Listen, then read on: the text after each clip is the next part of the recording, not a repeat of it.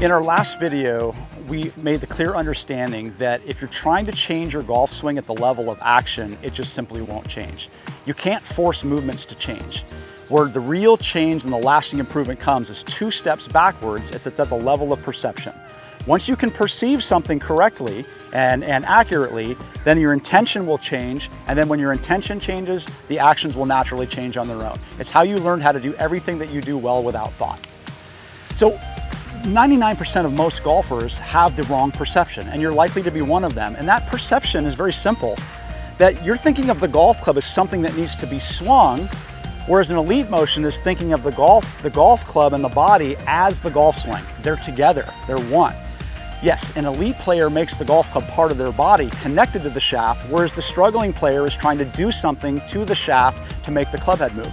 In effect, they're trying to swing the club, whereas the elite player, their body is the golf motion, is the golf swing. And so if that perception changes, well, then that changes the intention. Because when you make natural movement as something as a part of your body, like touching your nose or reaching up to grab something off a shelf, guess what? It's weightless. It's unrestricted. You don't have a sense of anything, you just do it. And so the intention then must be, when you're practicing golf, is no longer to act force on the club, but how do I make it feel weightless? Weightless requires that you move all your body together simultaneously around your line of gravity, like you do when you walk, like you do when I explain, you use a spoon or a fork. You do these things so easily, you forgot how good you are at doing it.